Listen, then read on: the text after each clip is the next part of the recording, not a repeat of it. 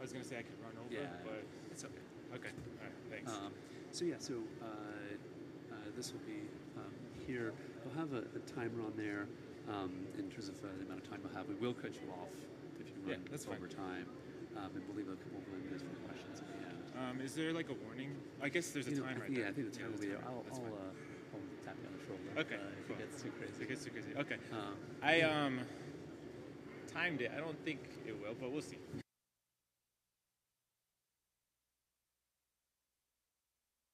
Speakers.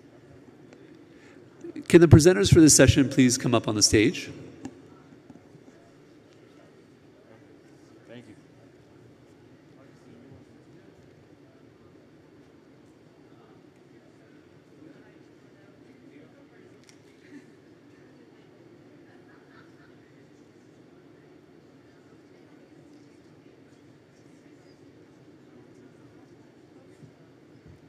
I didn't make much progress.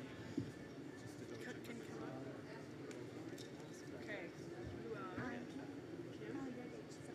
Yeah, I'm one of them. I'm Kim. Yeah. Hi. Hi. Brian Baker, nice to meet you. Congratulations. So, what's your first name? Hey, no. Hey, you.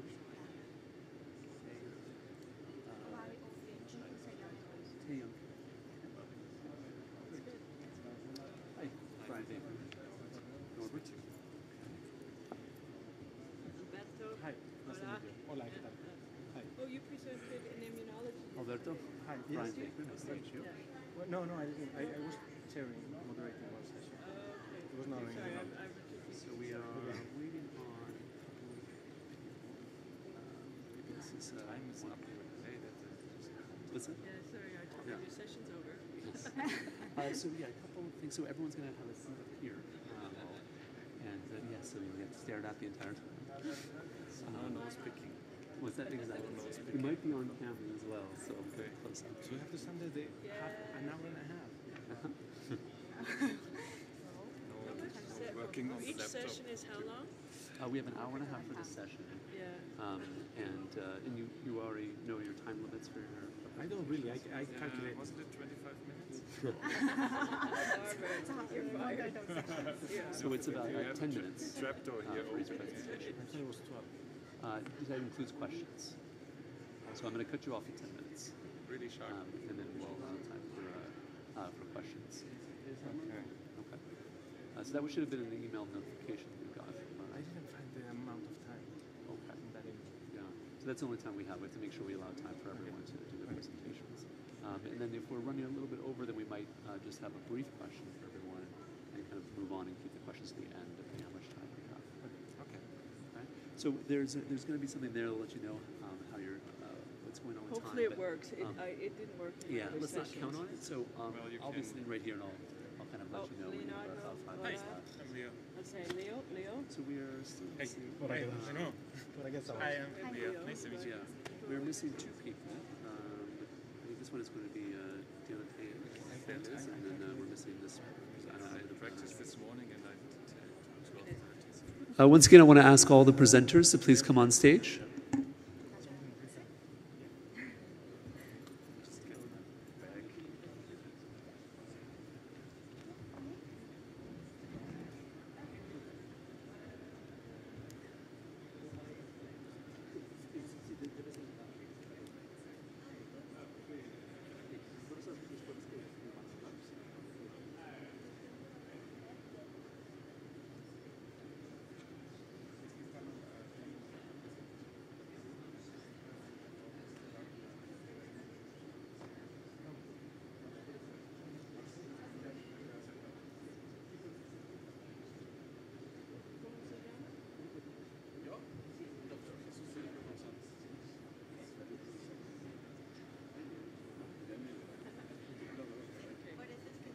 Okay, usted puede sentar. Sí. ¿Quién va a presentar? Que es una vez que presenta. Es importante que jóvenes talentos presenten y si tú te haces la todavía no te oyes. Entonces yo, si quieres, yo la presento en inglés. In English. Okay, perfect. Yo la presento y ya se oye. So do you understand he's going to present Yeah. But he Cheers, said cheers, he cheers. wants to. Right? You were good? We were talking.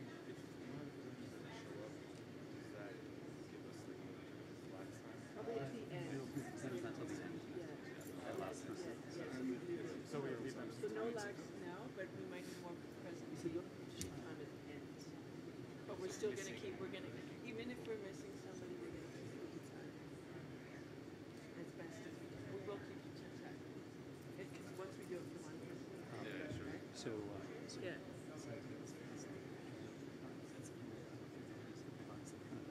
Okay, yeah. So that's why Oh, okay. he sits on stage and she's presenting. Okay. Traditional. When in Yes. Rome? When in And so I Rome? asked him, like, you put an extra chair up here, and she's like, he needs to sit up there. Okay, So okay. that's what's going on. Okay, so we should start. Yeah, I think we should. No, we're still and I missing mentioned- one presenter. Yeah, but let's hope they come. Like, this is an important thing. Like, Yeah. did you? I didn't happen to see if they've uploaded their slides or not, because you can tell if they have. Right? Yeah, maybe I'll run to the back right now and just yeah. see if they've all opened them and stuff.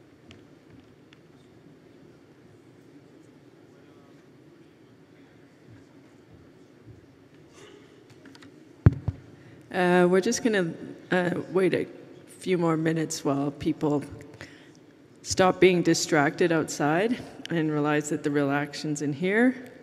And we're just trying to scare up the last speaker, but hopefully we'll do so. So bear with us for a few minutes.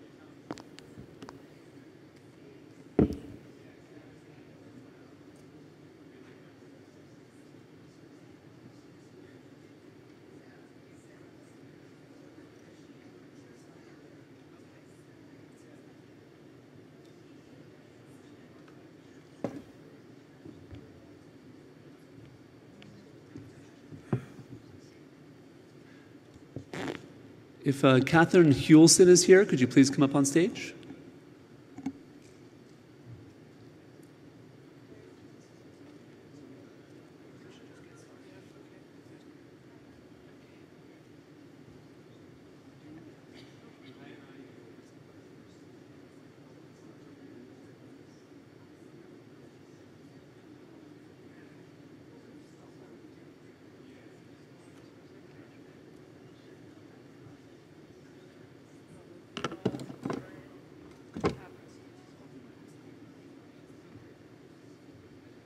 Okay, welcome, bienvenidos a todos. This is the Union CDC Late Breaker session, which has been going on for a number of years. We had an incredible number of abstracts for this session, over 150 globally distributed. We had a reviewer panel of about 20 people. Who thank you if there are any reviewers in the audience for scoring. And what we've chosen today is the very best and a very diverse, both in terms of topic and regional distribution for the sessions. So it's my pleasure to start the first session, which will be presented by Leo Martinez, and it's called Tuberculin Skin Test Conversion, and Primary Progressive Disease in South African Infants and Young Children. It's a longitudinal birth cohort study. Welcome, Leo.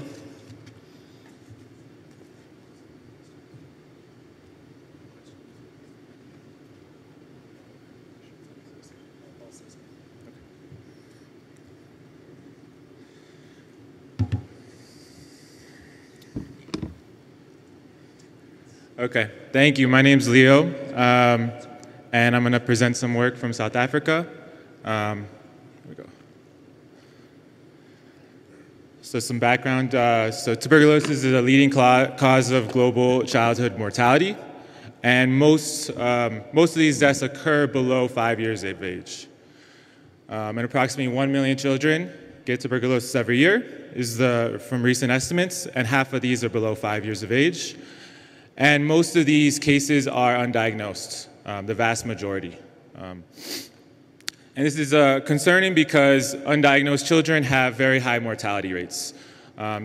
Those below 5 have mortality rates above 40%, according to some studies.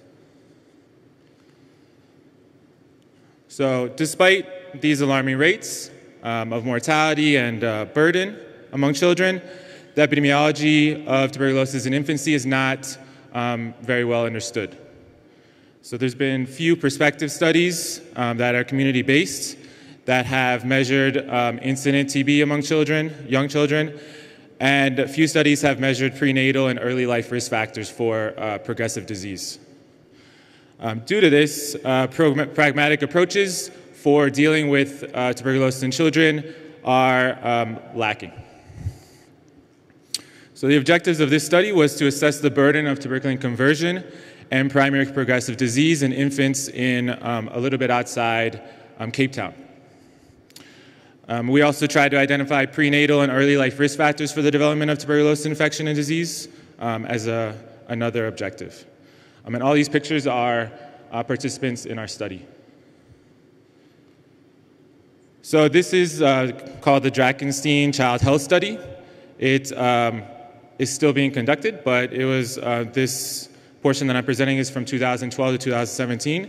It's a longitudinal birth cohort study among pregnant women that 20 to 28 weeks gestation, recruited, followed until they gave birth, and infants are followed until 5 years of age.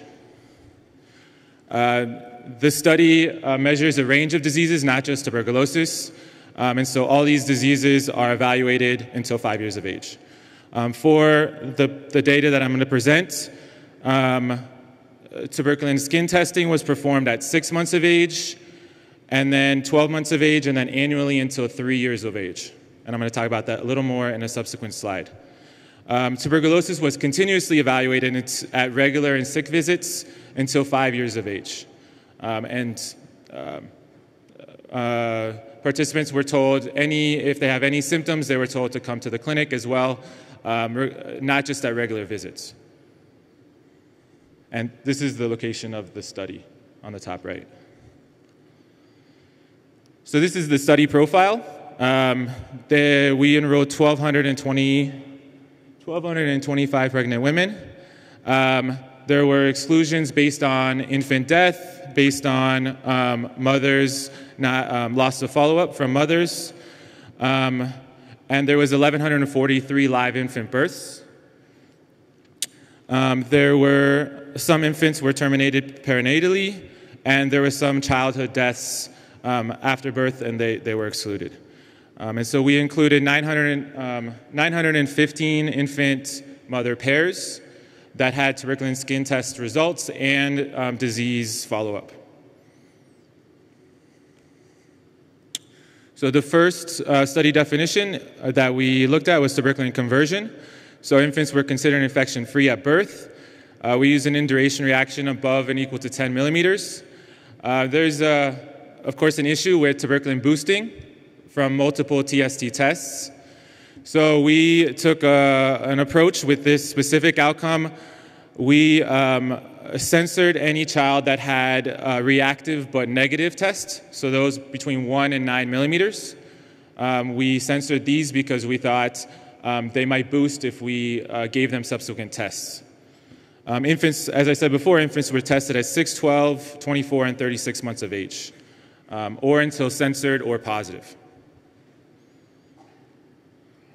For pediatric tuberculosis, again, this is a difficult diagnostic measure. So we tried to take a more comprehensive approach. We had 3 different definitions. In the middle was our primary definition, which was all tuberculosis cases diagnosed. So clinically, radiographically, suggestive results or microbiologically confirmed results.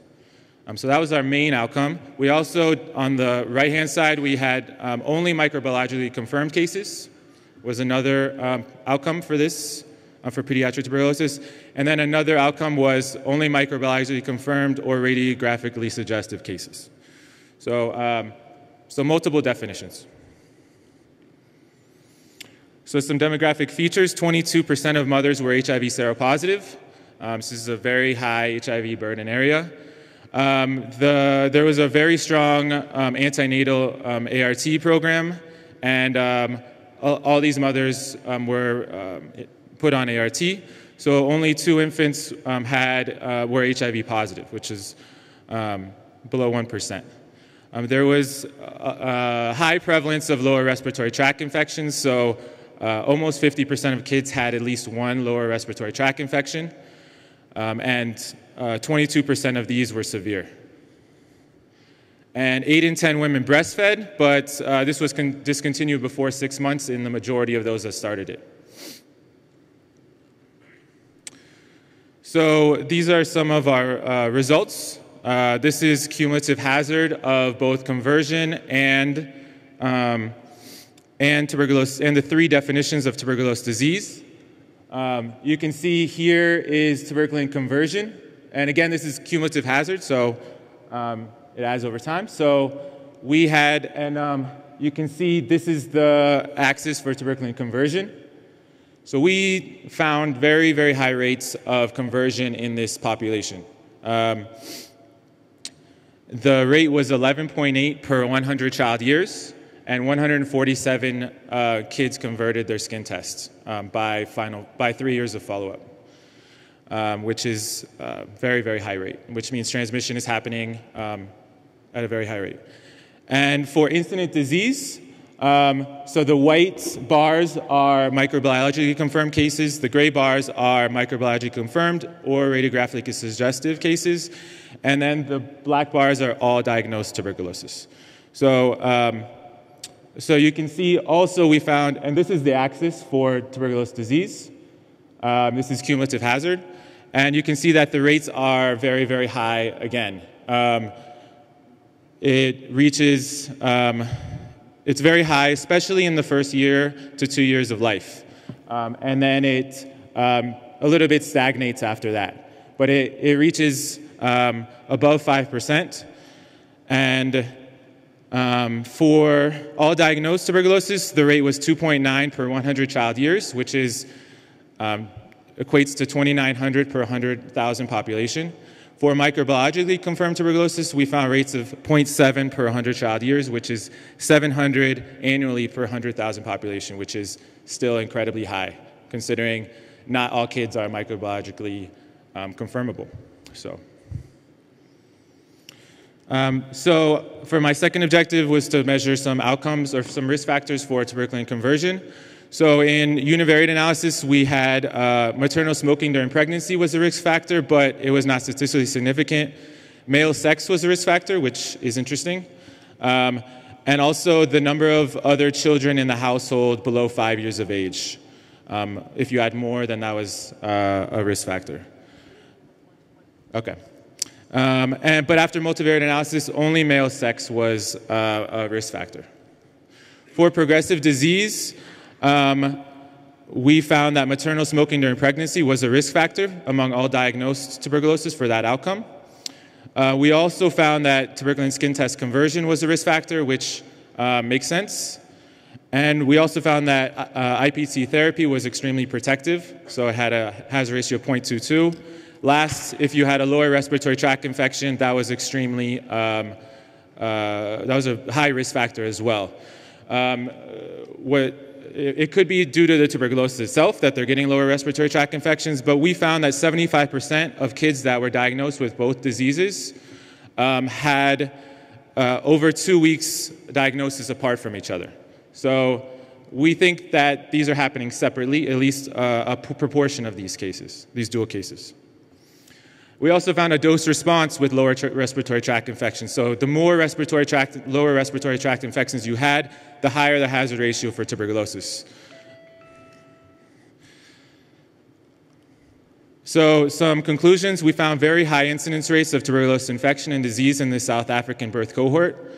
Much greater focus should be placed on the first years of life as a high transmission burden and clinical tuberculosis expression period. Implementation of multifaceted interventions is urgently needed. So IPT or integration of pneumonia and tuberculosis programming, something that some types of interventions to pick up this huge disease burden among these kids. So I'm just one part of a very, very large group. Heather Czar is on the right-hand side, and she's the mastermind of this study and recruited and did everything for the study. I'm kind of just tagging along. And this is the whole field team and the lab team and everyone involved. Thank you. Thank you, Leo. Excellent presentation. While people are coming to the microphone and identify yourself, we'll have time for not too many questions, so get there fast. Just quickly, you didn't report ARI, annual risk of infection. I'm just wondering, annual risk of infection? So we found for tuberculin conversion, you're saying, for infection. So we found 11.8 per 100 child years. So you could interpret that as 11.8 conversions annually per child year, which is basically that's your annual risk of infection. That's another way of, I think, another way of saying the same thing. Okay, microphone one. Lourdes Garcia from Hi. I'm Lourdes Garcia from the National Institute of Public Health. I didn't get if these children were vaccinated with BCG, and given these results, what would be your comment? What was the last part? Sorry, I missed the last part. If they weren't, or if they were, what would be your comments, please? No, yeah, it's a good question. I should have put that in the demographic features. 100% of these infants were vaccinated, which is also another area that you could say is concerned because of this such high burden, even though they're BCG vaccinated. Thank you. Microphone thanks, good two. question. Thanks. Gavin Churchard from the Aurum Institute. Great presentation. You didn't mention whether the mothers were screened for active TB shortly after delivery, so whether you had excluded active disease. And then what was the indication for IPT in the infants? So was it TB in the moms? And what duration of IPT did you give? So we gave, I think 9 months or 6 months IPT, and then what was we also did you exclude active TB in the moms? So we also measured active TB in the moms during pregnancy. They were all treated before enrollment, and also we asked moms if they were ever diagnosed in the past with tuberculosis. We also did that. There were low numbers in general, especially for being ever diagnosed because it was self-reported, we think. And so due to low numbers, we found an association, but it wasn't statistically significant, partly due to the low numbers. And what was the indication for starting Okay, IPT we don't have time, sorry, we're going to have to, we have quite a few. I can but find thank you after. I can find you after and answer. Rick O'Brien from the U.S. One question relating to IPT. Based on what I saw, it did not appear to be significantly protective, which would be a surprise. And the other finding that I thought was surprising was that it didn't appear to be any additional cases after age 4. Okay, yeah, so IPT was protective for our major outcome for tuberculosis disease, so all diagnosed patients. It had a hazard ratio of 0.22, so it was highly protective and it was statistically significant. It also had a similar association when we used another definition, so microbiologically confirmed or radiographically suggestive, but the confidence intervals were wide, I think partly because a few cases, but so it was protective. And then what was your second question, sorry? That there were no additional cases after age 4. Yeah, the vast majority of our caseload was in the first 3 years of age for all of our tuberculosis disease outcomes. So that's why we think we push this more is that the first 3 years especially should be focused on, we feel like, from these results. Thank you. Awesome. We have 2 more questions. Microphone. Palusha Khan from the London School of Hygiene and Tropical Medicine and IRD. Thank you for your presentation. Thanks. I was quite interested that you didn't present anything about known household TB contact and whether maternal HIV status was a risk factor for conversion. Yeah, so we did measure household contact in the previous 12 months prior to enrollment. And we found that it was a risk factor, but it wasn't statistically significant. So that's why I only included, we had like a range of factors, and I only included those that were statistically significant here. But we also found that most of our TB cases that were diagnosed did not have a household contact, a known household contact, which was surprising to all of us. And either there's some reporting issue from self-reporting, or they're getting it from somewhere else, or something else is happening. We're not really sure. And the maternal HIV status? So that wasn't a risk factor for conversion among, Okay. yeah. Thank you. Last question. Frank Koblenz, University of Amsterdam. Thanks, great work. Thanks. Methodological issue. In your multivariate analysis of the disease outcome, you include as a covariate tuberculin skin test conversion. To me, that seems to be on the causal pathway, which means that you may be over-adjusting and you may actually miss significant covariates. Have you looked at it as well after taking out skin test conversion? Yeah, after we take it out, the other factors that we list there are all still statistically significant. So I think they change slightly, but they all stay statistically significant. But you don't miss others. I mean, you looked at whether other factors would be, if they would be added, would now contribute to the model. Yeah. We looked at other variables. They were, we looked at like all suggested variables that were suggested based on a univariable model, and none of those changed either. Thanks. So I think. Thank you for that. Oh, sorry. But one is a good point. There may be some diagnostic bias based on the TST because, and this is just a limitation maybe, is just it's part of clinical diagnosis. So the next step could be a causal mediation analysis as an alternative. Lots of work to do, Leo. Excellent, excellent. Thank you so much. Thank you.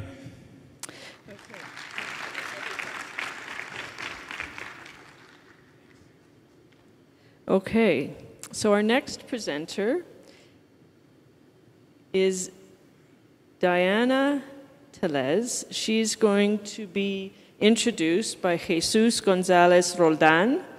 And the title of the talk is Improving Tuberculosis Laboratory Capacity in Mexico, Evaluation of a Binational Public-Private Strategy. Welcome, Jesus and Diane. Thank you. Good morning. First, it's necessary to say thank you, Elsa Villarino, to give support to develop this study. And it's a great opportunity to give pass a new generations to take experience. And it's a pleasure to me present Diana Tellez. She is a new talent in my office. And this day is your anniversary. Happy birthday, Diana.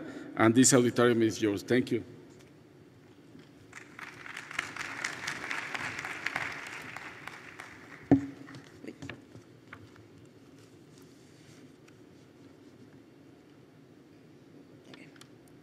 Good morning. My name is Diana Tellez, and today I have the honor to present on behalf of the authors of this work, Evaluation of a Binational Strategy for Tuberculosis Culture and Drug Resistance Testing in Northern Mexico.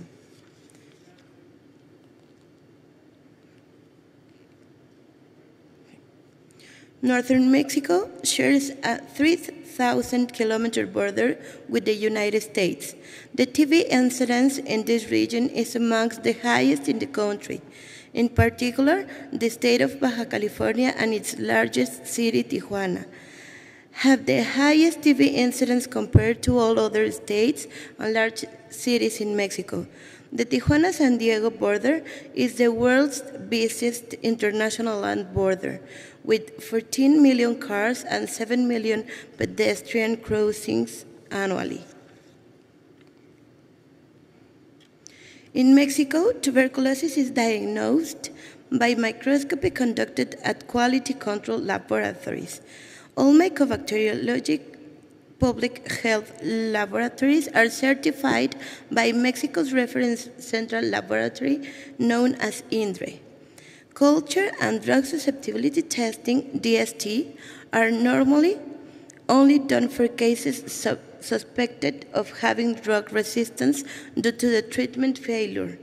Expanding capacity for culture and DST is a priority of the National TB Program as part of the Global Stop TB strategy.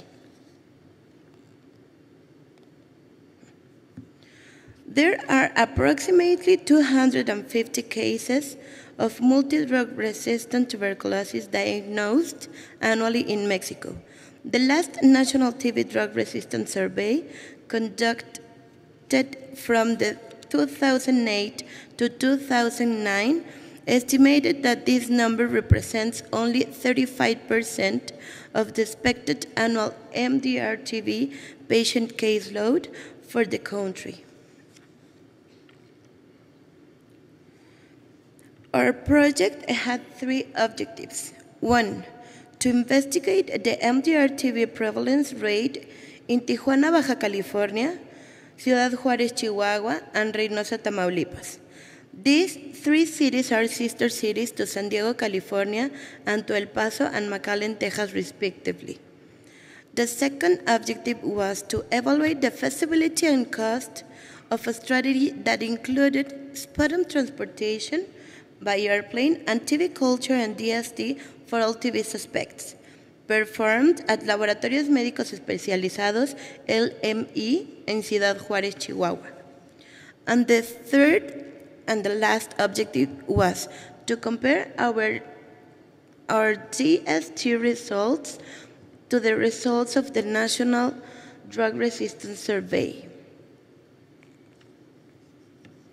We conducted a population-based cross-sectional study that enrolled, regardless of age, persons suspected of having primary never-treated tuberculosis in Tijuana, Ciudad Juárez, and Reynosa, from the 15th of May to the 15th of December 2016.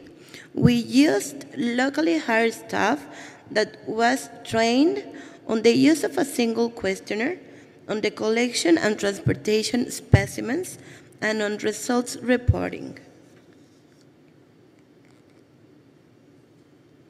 The best quality specimen of 3 taken for local TB diagnosis was selected, properly stored, and safely transported to the laboratory by car, in the case of Ciudad Juárez, or by commercial airplane, in the case of Tijuana and Reynosa. This was done every Monday and Wednesday to ensure delivery in less than 72 hours after their collection. The LME laboratory performed the following testing algorithm on all specimens received: smear by fluorescent stain, culture by metered and Lowenstein Jensen media, MTB complex identification by SDTV MPT64, and DST for isoniazid, rifampin, and ethambutol by solid media, and for PCA by liquid media. When resistance was identified to rifampin, secondary DST, and for seven additional drugs listed in this slide was performed. During the 7 months the study was open for enrollment, there were 220, 120, and 73 specimens submitted by Tijuana, Reynosa, and Ciudad Juárez, respectively, for a total of 413 patients.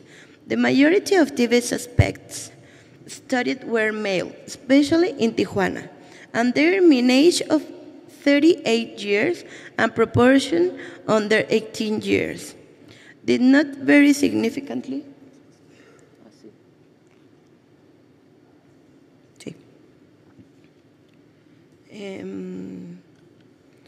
Did not vary significantly among the 3 cities, nor by whether or not MTB was cultured from their sputum specimen. Of the 1,413 specimens received, the LME laboratory had mycobacterial growth in 394.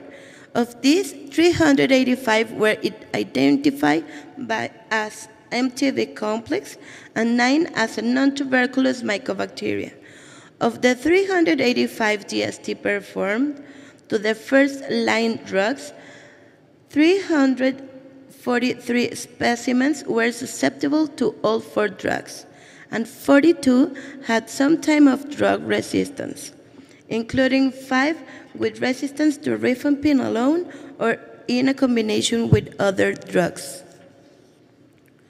More than half of the patterns of drug resistance were to a single drug or monoresistant. There were 4 patients that had TB resistance to INH and RIF or MDR-TB. 2 of these had additional resistance to 1 or more drugs. The results of testing to the second-line drugs showed susceptibility to almost all drugs, with the exception of rifabutin. Tijuana had the only patient with rifampin monoresistant disease. HIV testing or documentation of HIV infection status was not done as part of the study. 4 patients with MDR-TB were residents of Reynosa and Ciudad Juárez. Tijuana had 12 cases with monoresistance to PCA, compared to 4 cases in Ciudad Juárez and 1 case in Reynosa. INH resistance was similar in all 3 cities. In conclusion, the MDR-TB prevalence was relatively low, 1.3%, and almost unchanged from the national 2008-2009 survey. Drug resistance was more likely against isoniazid and PCA. The intervention included effective treatment in 5 patients with RIF resistance. The low levels of MDR-TB among never-before-treated patients are indicative of limited person-to-person transmission. Our single specimen courier-based central laboratory diagnostic strategy was successful, had negligible losses, included 9 identification of NTMs, and was labor-intensive and costly. The results of this study will be used for planning future programmatic changes. In 2018, Mexico Public Health laboratories will begin in adaptation of a gene expert-based primary TB diagnostic strategy. This innovation is expected to provide affordable, sensitive, specific, and timely detection of both drug-sensitive and drug-resistant TB for patients in all 32 Mexican states. In closing, we would like to thank the institutions, personnel, and sources of funding listed here, and in particular the patients who agreed to participate in this proof of concept intervention. I look forward to your comments and questions. Thank you for your attention. Thank you, Diana. Thank you. Very nice. I think we have time for 2 questions. I'll start. I'm kind of interested in the Bovis flag. So with the PZA-resistant strains that were primarily in Tijuana, right? Did you do any other microbiological work on those to confirm that they were M. bovis? Maybe you said this and I missed it. Okay, you go ahead.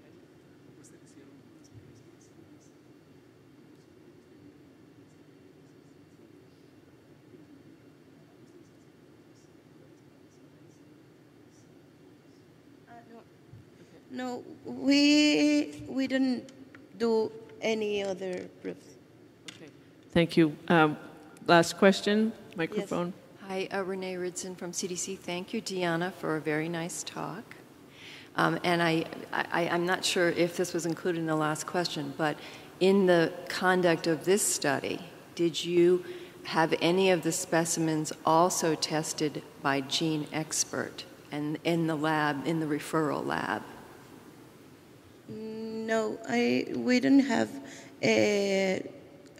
We did gene expert to some patients, especially like pediatrics, but we don't have the results reported because it's not in the ¿cómo se llama? De criterios de inclusión. Criterios de inclusión. Inclusion. I think the plan is to do gene expert next. Criterios de inclusión, pero ya lo dije. Okay. Yes. Okay, perfect. Very nice work. Thank you. Thank you. Thank you for your question. So our next speaker, bit close to my heart here, is Hae-Young Kim, and she's looking at the yield and cost effectiveness of mass digital chest X-ray screening for TB detection in South African correctional facilities. Thank you, Hae-Young. Hi. Thank you so much for the opportunity to present our work on behalf of my colleague at Johns Hopkins and in South Africa. Here is the outline of the talk. And yesterday we saw a couple of studies in correctional facilities worldwide. And I'm going to start with a little bit background about TB in correctional facilities. Based on the available data, it's been estimated that prison populations have 23 times higher TB instances than in the general community. This map shows that worldwide prevalent TB cases in prisons. In East and Southern Africa, 5% of inmates have TB, and furthermore, in South Africa, 5% have co-infection with both HIV and TB. Last year, Lancet dedicated a special series to TB and related infection in HIV in prisoners. And I think this diagram really well captures why there are more TB cases in correctional facilities. It's often overcrowded with poor ventilation and poor nutrition, and frequent transfer between cells amplifies transmission among inmates. And once they are released back to the community, those with poor health status and at a higher risk of HIV-TB are likely to reincarcerate back and continuing the cycle. Thus, in 2013, WHO updated their guideline to recommend symptom screening and, if available, chest radiograph as initial TB screening among inmates. However, only 5 countries in sub-Saharan Africa currently have a dedicated guideline for HIV and TB management care in prison settings, including South Africa. There are various challenges for mass TB screening in prison settings. A cross-sectional survey in Southern African prisons showed that cough of any duration would only detect with a sensitivity of 35% with a specificity of 80%. So a lot of TB cases are asymptomatic, thus undiagnosed. But this study also showed that adding chest X-ray to cough led to a much higher sensitivity of 80%. So in 2013, the South African Department of Correctional Services, in partnership with local NGO, launched a systematic TB symptom screening followed by gene expert test for those symptomatic in correctional facilities. The initial rollout data was analyzed and published in 2015, and this diagram here represents the screening flow of the program. There was a screening team evaluating for TB symptoms, and all inmates were asked to produce sputum samples if possible, which were then sent to gene expert test, and the results were sent back to correctional health staff within 1 day. And the analysis showed that among 7,000 inmates, 2% were diagnosed of TB, and most were able to be linked to initiate TB treatment. Then with additional funding available, a new program rolled out to screen using both symptom screen and mass chest X-ray across all South Africa starting 2015. So the objective of the current analysis was to estimate yield and cost effectiveness of mass digital chest X-ray screening for TB detection in South African correctional facilities, especially among asymptomatic inmates using the routine program data. We retrospectively reviewed the program data from 64 facilities in 4 North provinces in South Africa from January to December 2015. Under the program, inmates were initially screened for symptoms as before. Then the program had 6 mobile chest X-ray units available, and each inmate was supposed to be tested, provided for chest X-ray, and each X-ray unit was also attended by radiology technologists who were able to read the chest X-ray and provide immediate diagnosis of abnormal chest X-ray results. Then those with the symptoms or abnormal chest X-ray were asked to produce sputum samples, which again was sent for gene expert test. The outcome of the study was the number of microbiologically diagnosed TB cases among symptom positive and also among asymptomatic inmates who were tested by gene expert based on their abnormal chest X-ray results. We also estimated the cost for additional TB cases detected via chest X-ray among inmates without symptoms. A total of 62,808 inmates were screened for initial symptom screening. The median age was about 32 years with a median duration of incarceration of 1 year. About 60% were either newly admitted or currently incarcerated inmates. 4% had a history of TB in the past, and 4% were known HIV positive. This flow diagram summarized the yield of mass X-ray screening in the program. So overall, we saw 56% were symptom positive, and of these, 43% were additionally received chest X-ray. 76% were tested for gene expert, and overall we found 0.75% were gene expert positive, with a slightly higher yield of 2% among symptomatic inmates with abnormal chest X-ray. So this would approximate the prevalence of TB cases in correctional facilities in our setting at about 420 per 100,000 inmates. Among those without symptoms, chest X-ray was done at about 73%. Since there are only 6 X-ray mobile units available to cover all these 64 facilities, X-ray could not be done at all asymptomatic inmates. But of these, about only 35% were able to produce sputum samples, tested gene expert, and their gene expert test results were available. Finally, we detected 6 additional cases, TB cases based on chest X-ray at about 1% as gene expert positive. So using this yield data based on the routine program as you saw before, we ran a very simple costing analysis in a hypothetical cohort of 1,000 inmates. For epidemiologic parameters, we took them from the program data we saw before. For example, we assumed that about 80% those eligible participants would be tested for genes. We assumed a slightly different probability of testing positive for gene expert based on the symptoms in the chest X-ray result. The unit cost for mobile chest X-ray per individual was about $17 as a part of the routine program.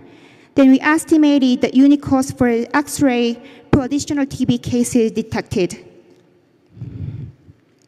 So in a hypothetical of 1,000 inmates, 3 TB cases would have been detected in symptomatic individuals based on gene expert test. 317 would asymptomatic and eligible and received chest X-ray. And this table shows the number of TB cases that would have been undiagnosed under each screening method.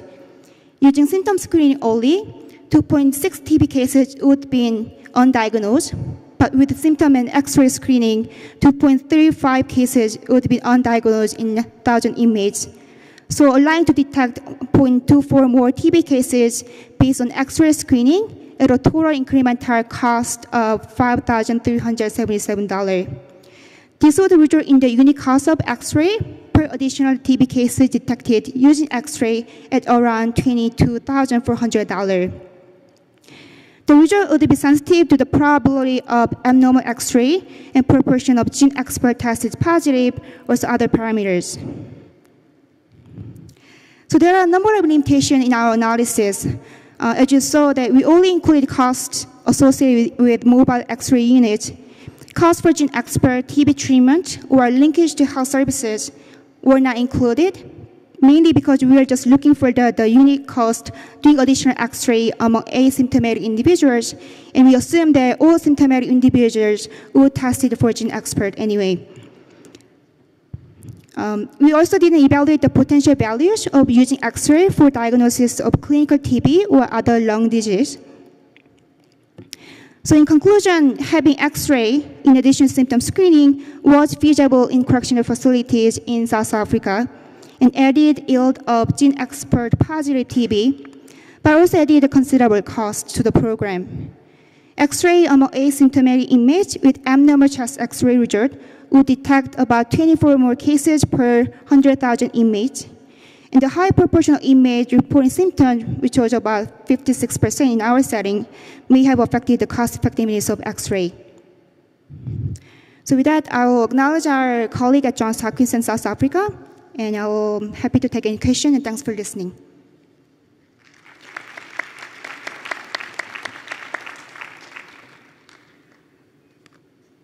Thank you so much. I think we'll open it up for a couple of questions. There's 2 microphones in each of the aisles if anyone wants to come up. And while we're waiting, thank you for that presentation. It was really quite interesting. I have a question, which is one of the things you noted in your limitations and conclusions was that over half of individuals reported symptoms. Which is quite unusual. It's not a health facility. This is entering into an incarceration, and I'm wondering if you think that's why that is, and if you think that's representative of what you'll typically see in people entering into incarceration. Because obviously, as you mentioned, that really affects the cost effectiveness because there's so few people who are presenting as asymptomatic. Yeah. So I think our setting was unusual, or our data unusual, because we saw really, really high symptomatic individual in the inmate setting. I'm not sure because we were just rolling out the initial TB screening in massive way. So initially we saw a lot of symptomatic cases, but I think in other settings the symptoms could be like 10% or much lower. Then definitely that will be need to consider if it can be applied for the other settings, even within South Africa. We'll start over here. Gavin Churchill from the Orem Institute, who actually implemented this program. And the high proportion of symptoms is not unusual at all. This is fairly common in correctional facilities. And it's important for why X-rays are done.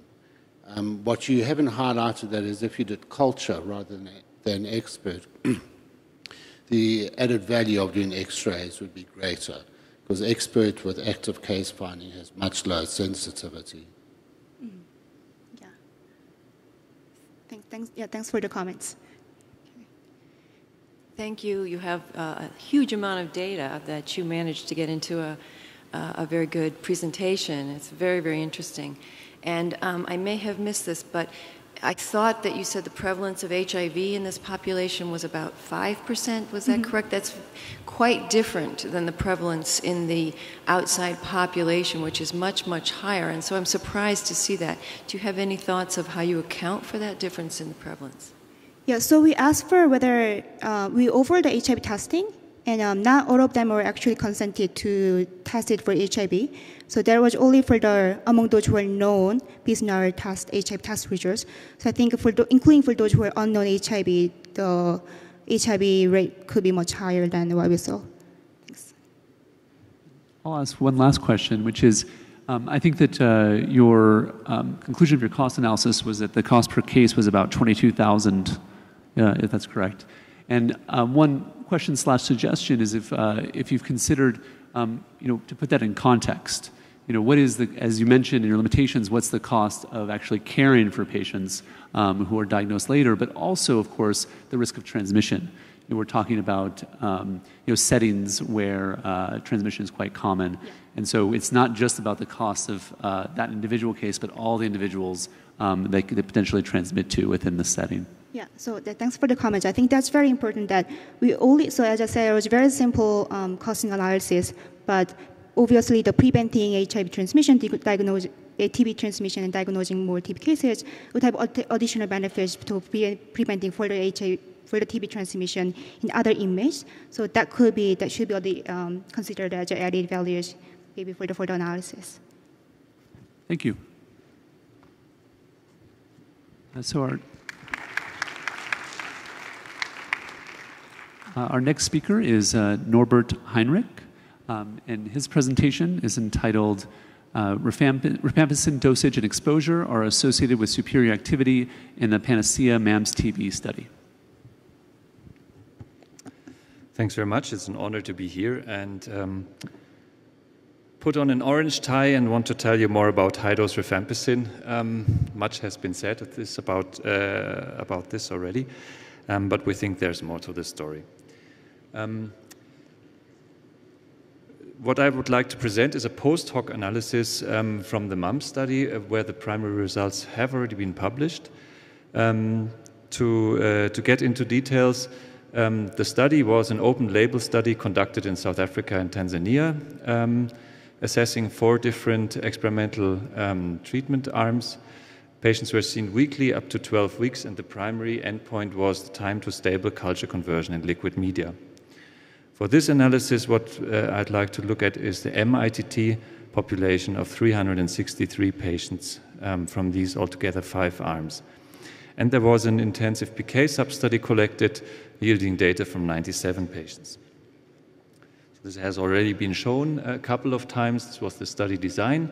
1 control arm with standard 4-drug treatment and 4 experimental arms with different doses of RIF.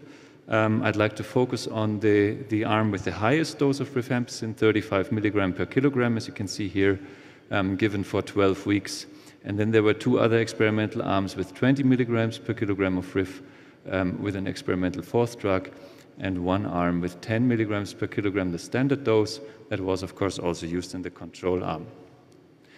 Now, these RIF doses were, of course, given in a weight-banded way, and this resulted then in a range of different absolute doses that patients received, ranging from 450 milligrams, which were received by the highest number of patients, up to 2100 milligrams, which were still received by 23 patients.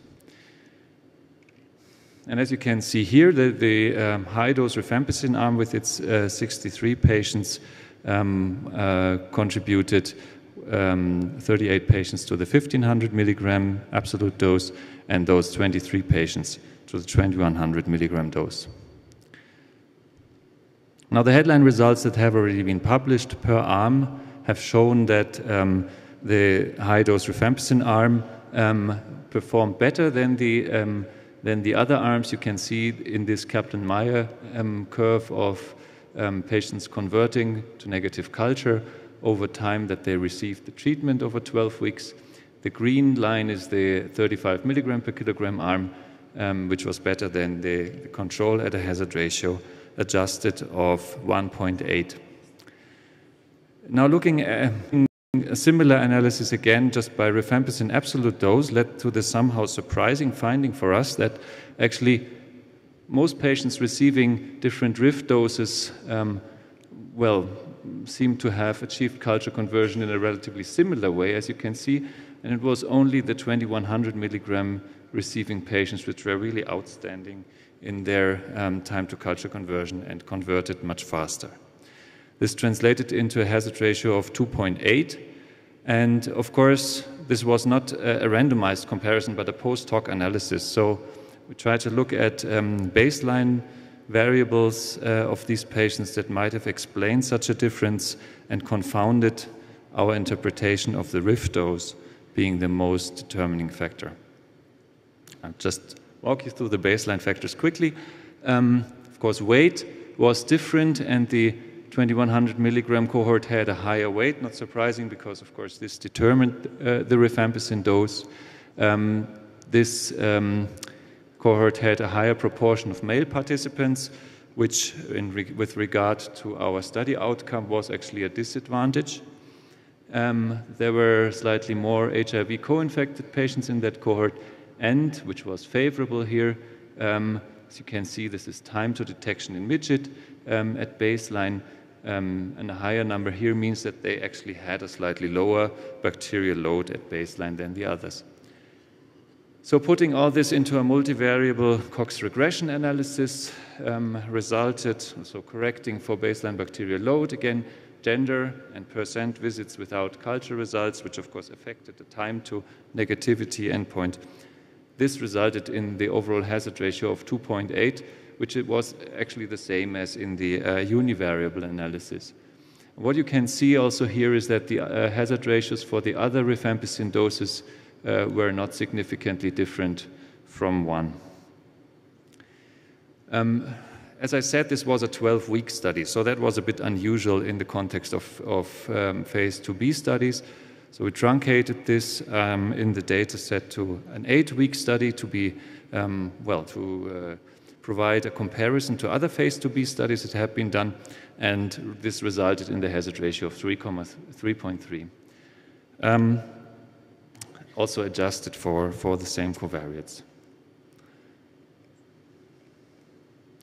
Now, Martin Bourret often shows a slide of rifampicin, hypothetical rifampicin dose response curve, and I've tried to graph this here now based on our data, of course with the limitation that it's post hoc, but what you've already seen is that with the hazard ratios from the multivariable analysis graphed here related to, of course, 450 milligram dose as the baseline stratum, you can see that there is basically not much changing until we reach this really high dose. And we can debate about the shape of this dose response curve. You could probably fit a straight line through this with the confidence intervals being as they are, but it could also be a sigmoidal curve. This is still something that needs to be determined also for the dose response model. Another variable that can be graphed in this way is the proportion of patients who achieved the culture negativity endpoint over 12 weeks. Again, this is in liquid media, so it's a relatively low proportion achieving a culture negativity endpoint. But what you can see here as well is, again, up to 1500 milligram, there's not a lot of change, and significantly higher proportion of slightly above 90% achieved culture conversion when they got 2100 milligrams of RIF. Now, of course, these high doses always raise concern about safety. We didn't have a really huge number of patients, but nevertheless, I'd like to show the numbers of patients suffering hepatic toxicity that was so severe that treatment had to be interrupted, paused, and restarted or stopped altogether. And as has been shown before, we had, well, a slightly higher proportion of patients, 3 out of 41, in the 1500 milligram cohort having hepatic events, and 1 patient out of these 23 with the highest dose. So comparing these two, there is not, well, with the limitation of small numbers, but there is no really safety signal that would be strongly apparent. Now, the driver of efficacy is, of course, the concentration of the drug in the body, and plasma being the compartment that we can measure. Some data from the intensive PK subset showed, and the red dots here is a scatter plot of area under the curve versus dose. And you can see that the red dots, which were the patients from the 35 milligram arm, show a clear distinction, as we would expect from the efficacy results, that these patients actually had a lower area under the curve than the 2100 milligrams. So these two doses should actually have resulted in the same per kilogram dose. So they should have kept the exposure pretty constant between those two weight bands. But, excuse me, obviously we overcorrected with our weight banding, and the higher doses resulted in higher exposure than the lower dose. And well, looking more at the dose exposure, our colleagues in Nijmegen established a model to describe the exposure, and that model includes the absolute drift dose, gender, not the total body mass, but the fat-free body mass as the best predicting parameter. The fit with an R-square of 0.83 is quite good, but that's of course over the entire large dose range of RIF given in the MUM study. If we include dose per weight instead of the absolute RIF dose, the fit is slightly less good, but it's still highly predictive over this dose range. And as you'd expect, the area under the curve was of course significantly correlated with time to culture conversion. More details on this exposure response analysis and on the models will be presented at the TB drug PK meeting in Atlanta on Sunday and at InterTB in London. And of course, we hope that the publications will be accepted relatively soon. Now, to conclude, our post-hoc analysis suggests that better activity within the doses that we studied was only apparent at a RIF dosage of 2100 milligram. The exposure was clearly related to this absolute dose. Our weight banding had not worked and had overcorrected for an increase in drug clearance that you would expect in people with a higher body weight. What we need to do going forward is to improve our dose adjustment based on body weight, because we want to treat our patients in a way that they receive a relatively narrow range of exposures. We don't want patients on the one end to have a very high exposure, to have perhaps an increased risk of toxicity, or on the other hand to have a very low exposure and have the risk of insufficient efficacy. And we will be able to use, of course, the exposure response models that were developed by Elin and Robin Svensson for this. Excuse me. Now, it's of course difficult to translate a hazard ratio into treatment shortening, if not impossible. So we'd have to get back to the mouse, and this is just a informative slide provided by Yan Min Hu from London. And she was able to show in her Cornell mice, treating them over up to 14 weeks with different doses of RIF. The numbers you can see here is the maximum probable numbers of resuscitation promoting factor dependent persister organisms. You can see that at the normal dose after 14 weeks, the lungs were not sterile from these persister organisms, but as the rifampicin doses increased, it seems to have been possible to sterilize these lungs even after 8 weeks of treatment. Also, this data is currently under publication. So I'd like to acknowledge the Panacea Consortium, and for this analysis, especially Patrick Phillips, Lindsay, Elin, and Rob from Nijmegen, and Sarah and Michael from Munich, and of course our donors, without whom all this wouldn't have been possible. Thanks very much. I'm going to ask actually that we hold questions because we're running a little bit late on time, and I want to make sure we have time for the presentation. So we'll have a little bit of time at the end. So no questions right now.